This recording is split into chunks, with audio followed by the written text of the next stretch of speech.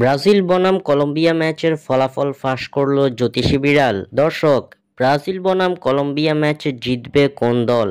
আপনাদের প্রেডিকশন জানিয়ে দিন কমেন্টে। 2026 বিশ্বকাপ বাছাই পর্বের ম্যাচে চলতি মাসে আবারও মাঠে নামতে যাচ্ছে ব্রাজিল। চলতি মাসে দুটি ম্যাচ খেলবে সেলেসাওরা, যেখানে প্রথম ম্যাচে সেলেসাওদের প্রতিপক্ষ শক্তিশালী কলম্বিয়া। আগামী 21 মার্চ শুক্রবার বাংলাদেশ সময় ভোর 6টা 45 মিনিটে কলম্বিয়ার বিপক্ষে লড়বে 5বারের বিশ্ব চ্যাম্পিয়নরা। বিশ্বকাপ বাছাই পর্বের এই ম্যাচটি ব্রাজিলের জন্য অত্যন্ত গুরুত্বপূর্ণ, কেননা বিশ্বকাপ কোয়ালিফায়ারে কনমেবল অঞ্চলের পয়েন্ট টেবিলে পঞ্চম স্থানে অবস্থান করা সেলেসাওরা এখনও নিশ্চিত করতে পারেনি 2026 বিশ্বকাপে খেলা। এখন পর্যন্ত 12 ম্যাচ খেলে 5 জয়, 3 ড্র ও 4 হারে মাত্র 18 পয়েন্ট অর্জন করতে পেরেছে দৈবালের শিষ্যরা। বিশ্বকাপ বাছাই পর্বে ব্রাজিলের সামনে বাকি আছে আর মাত্র 6টি ম্যাচ, যেখান থেকে তাদের অন্তত জিততে হবে 3টি ম্যাচ, তবেই সরাসরি 2026 বিশ্বকাপে খেলতে পারবে 5বারের বিশ্ব চ্যাম্পিয়নরা। এদিকে কলম্বিয়ার বিপক্ষে মাঠে নামার আগে এই ম্যাচের ফলাফল জানিয়ে দিল